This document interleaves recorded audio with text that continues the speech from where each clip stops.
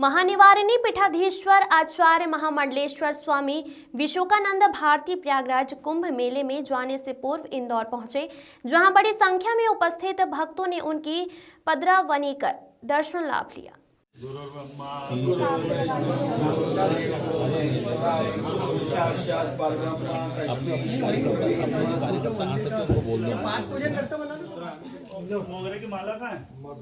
पीछे रखिए, आ जाओ मैं।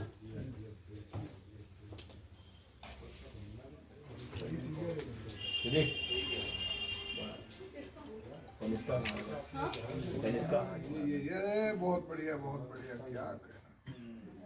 मां गिरिजा निवास महोत्सव समिति के संयोजक विनोद सिंघल और डॉक्टर अदिति सिंघल ने बताया, महामंडलेश्वर यहां पारसी मोहल्ला छावनी स्थित मां गिरिजा निवास पर भक्तों और मालवा के श्रद्धालुओं से मिले और अपनी ओजस्वी वाणी से कुंभ तीर्थ का महत्व बताते हुए भक्तों को कृतार्थ किया।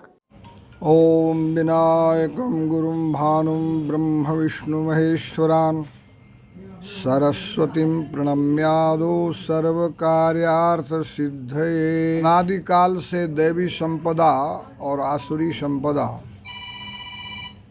दोनों को अर्जित करने के लिए देवता और असुर प्रयत्नशील रहे।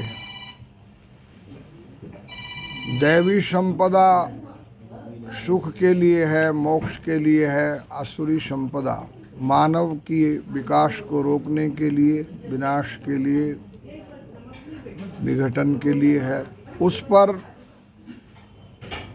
ठीक ढंग से अधिकार प्राप्त करने के लिए देवासुर समाज ने समुद्र मंथन किया। उस समुद्र मंथन से 14 रत्न निकले, जिनमें अमृत कलश एक विशेष तत्व प्राप्त हुआ। अमृत कलश के लिए ही समुद्र मंथन हुआ था। दोनों पक्ष चाहते थे कि अमृत की प्राप्ति हो जाए और उसके बाद में अपना अधिकार का विस्तार किया जाए। लेकिन प्रमाद के कारण, कुछ न करने का नाम प्रमाद नहीं है, बल्कि बहुत कुछ करने के बाद भी फल से चूक जाना, उसी का नाम प्रमाद है। तो प्रमाद के कारण से भगवान विष्णु के विश्वमोहनी रूप में आसक्त होके असुरों ने अमृत का अधिकार खो दिया था और अमृत मोहनी ने देवताओं को पिलाया। उसके बाद में उसको स्वर्ग में सुरक्षित कर दिया। कश्यप ऋषि की 2 पत्नियां थी, विनिता और कद्रु। दोनों में विवाद चलता था, एक दूसरे पर अधिकार चाहती थी। और एक दिन निश्चय हुआ कि कद्रु जो थी, उसने कहा सूर्य के घोड़ों पे शर्त लगाते हैं, सफ़ेद हैं कि काले हैं। तो विनिता ने कहा कि घोड़े काले हैं। उसने कहा सब सफ़ेद हैं घोड़े। उसने कहा नहीं, सफ़ेद नहीं है, काले घोड़े। इसके लिए उसने अपने पुत्रों को प्रेरित किया कि घोड़ों को ढक दो। कुछ ने मना कर दिया, उसको उसने शाप दे दिया कि तुम अग्निकुंड में जलो, यज्ञ में जलो। और कुछ ने घेर लिया। इसलिए घोड़े काले दिखाई दिए और कद्रु ने विनिता को दासी बना दिया। जब गरुड़ जी को ये पता चला कि माँ को दासी बनाया, तब वो विनिता उसके कद्रु के पास गए। कद्रु ने कहा मेरे बेटों के लिए अमृत ले आओ। तब उस समय पर गरुड़ जी चाहते नहीं थे कि वो अमृत पिए, पर फिर भी अमृत ले आए। उसको लेकर के वो 4 तीर्थों पे उड़ते गए। विश्राम किया, कलश रखा, उसमें से अमृत छलका।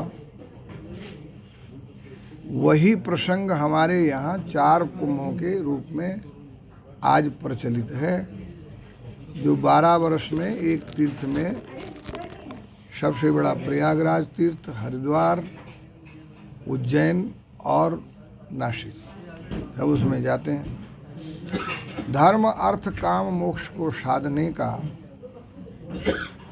यह एक अत्यंत मांगलिक प्रसंग है और सबको इसका लाभ लेना चाहिए। कुंभ स्नान 12 वर्ष में आता है। जितने भी तीर्थ हमारे यहाँ हैं, नदियाँ हैं, तीर्थ हैं, उनके सब का मिलन का, सेवन का पुण्य जो प्राप्त होता है, वो एक कुंभ स्नान से उसकी पूर्ति हमारे शास्त्रों ने कहा हो जाती है। कुछ लोगों ने बोला कि ये वर्ल्ड का सबसे बड़ा मेला है। मैंने कहा भाई, वर्ल्ड का भी सबसे बड़ा है, स्वर्ग का भी सबसे बड़ा है, ब्रह्मलोक का भी सबसे बड़ा है, विष्णुलोक का भी सबसे बड़ा, शिवलोक का भी सबसे बड़ा मेला है। क्योंकि ये सारे देवता परोक्ष रूप में यहाँ आशीर्वाद देने के लिए और इसको पावन करने के लिए सब देवता आते हैं। इसलिए सभी को कुंभ का आनंद लेना चाहिए। सनातन धर्म का एक दिव्य अनुष्ठान है। इस मौके पर स्वामी जी ने मिलने पहुंचे भक्तों के बीच चर्चा करते हुए संत महंतों द्वारा मुस्लिम समुदाय के वक्फ बोर्ड मुद्दे पर अपनी बात रखते हुए कहा कि देश में अगर प्रजातंत्र है तो सभी को समान अधिकार होना चाहिए। वक्फ बोर्ड कांग्रेस की नीति द्वारा अस्तित्व में लाया गया है। हिंदुओं को प्रजा नियंत्रण में शामिल किया गया, परंतु इन लोगों को उस नियंत्रण से दूर रखा गया और जमीन कानून में इसका अधिकार दिया गया। यह वक्फ बोर्ड का अधिकार नहीं, धांधली है और इसका सभी को मिलकर विरोध करना चाहिए। जब प्रजातंत्र है तो प्रजा के प्रत्येक नागरिक को समान अधिकार होना चाहिए, समान प्राप्ति हो, समान शिक्षण हो, समान पोषण हो, समान अधिकारी हो, अधिकार प्राप्त हो। वक्फ बोर्ड जो है वो कांग्रेस की एक संतुष्टिकरण की नीति के आधार पर अस्तित्व में आया है। और यही नहीं, हम कहना नहीं चाहते, अनेक ऐसे प्रसंग हैं जो कि संविधान के साथ में निष्पक्ष व्यवहार नहीं किया गया है।